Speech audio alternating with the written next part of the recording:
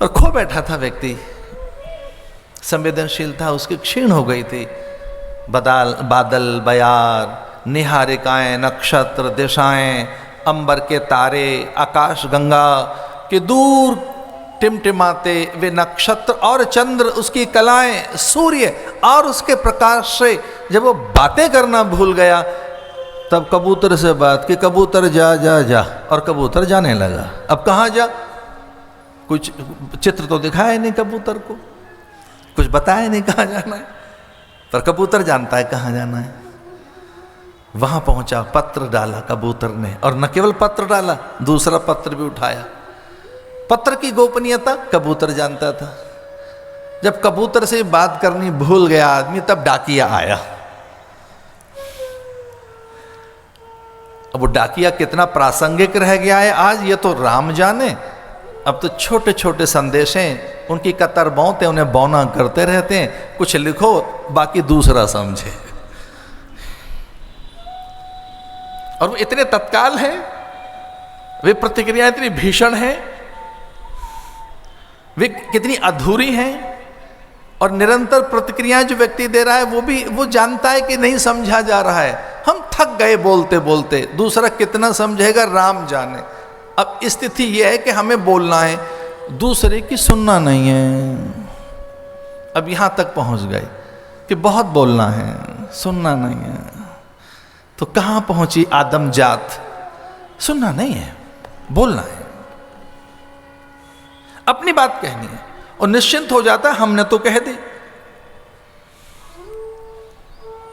तो जब से सुनने की, संवाद की स्थितियां हमसे छिन गईं, जड़ता के कारण, पदार्थों की आसक्ति के कारण, विचार, विवेक, ज्ञान,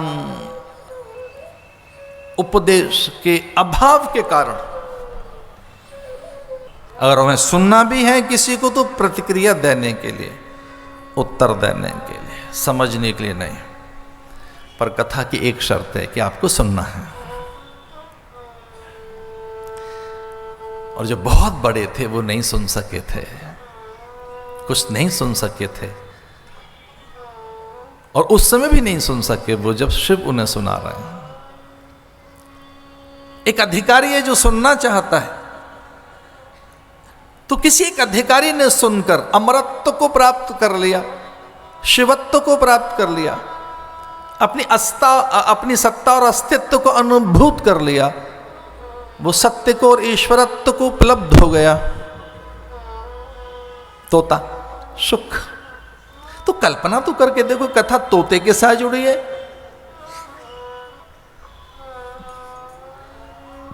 काक भुसुंड के साथ जुड़ी है, गरुड़ के साथ जुड़ी है, इसका तो पंछियों के साथ जुड़ी है, परिंदों के साथ, वनस्पतियों के साथ। तो ये कालजयी मृत्युंजयी संस्कृति, भारत की संस्कृति इतनी महान है कि न केवल ये ऋषियों के मुंह से गाई गई है, और शिव भी ये बात स्वीकार करते हैं कि मैं कभी कभी बहुत अज्ञात रूप से काक भुसुंड की कथा सुनने जाता हूं, चोरी चोरी। ये शिव ने कहा है कि गिरिजा, मैं तो कभी चोरी चोरी, पता न लगे किसी को, ईश्वर यहां बैठा है, महादेव यहां है, आदि पुरुष यहां बैठा है। कथा का रस ही ऐसा है भाई। वो कहते हैं जो रस लेने के लिए मैं कभी कथा सुनने जाता हूं, और कौवा कथा सुनाए और शिव को रस आए, इसका अर्थ यही है कि राम रस है ही ऐसा कि कोई सुनाए। इसका अर्थ है गुड़ कोई दे, मीठा है गुड़। एक बात तो है, काम में रस तो है, बात रस की कही गई आरंभ में, काम में रस तो है, पर कितनी देर का है वो काम? माने संसार का रस, विषयों का रस। काम करते जो दृश्यमान है, जो भासित है, अनुभूत है, विद्यमान है, जिसे छुआ जा सकता है, चखा सूंघा जा सकता है, उसी में उलझे हुए मन को तो कामी मन कहा गया। और रूप की आसक्ति हो, पदार्थ की आसक्ति हो, वस्तुओं की आसक्ति हो, तो जो शब्द स्पर्श रूप रस का जो व्यापार है, इसी का नाम तो काम है। तो काम में रस है, काम की निंदा नहीं की गई। संस्कृति हमारी काम की निंदा नहीं करती है, पर काम की अधिकता हो तो कामी कहलाता है, व्यक्ति भोगी कहलाता है। एक शब्द है उपयोग और दूसरा है उपभोग। कथा उपयोगिता सिखाती है जीवन की, उपादेयता सिखाती है, सदुपयोगिता सिखाती है। एक उपभोग है, हमें भोग करना है। उपभोग में भोग जुड़ा है, उपयोग में योग जुड़ा है। योग का अर्थ है मात्राएं, ये ध्यान रहे। योग का अर्थ यही है, मात्राएं, मात्रज्ञता।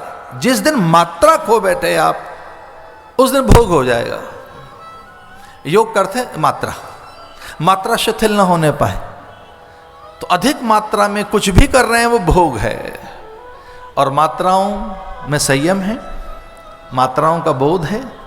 तो जैसे मात्राओं का बोध होता गया तो व्यक्ति योग की ओर आता गया।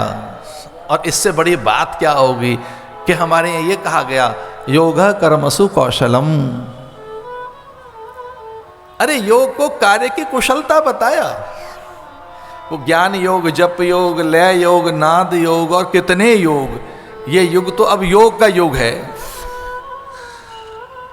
योग कर्मसु कौशलम, कि आप कुशलता पूर्वक कर सकें। और न केवल कुशलता पूर्वक, विचार पूर्वक, ज्ञान पूर्वक, प्रेम पूर्वक, धैर्य पूर्वक, संयम पूर्वक। चूंकि कुछ न कुछ तो करना ही है, खाली तो बैठोगे नहीं। तो जो करना है विचार पूर्वक, ज्ञान पूर्वक, इसका नाम योग है। तो मैं ये भी कहना चाहूंगा कि कथा मात्राओं का बोध कराती है और ये योग तो है, श्रवण योग है।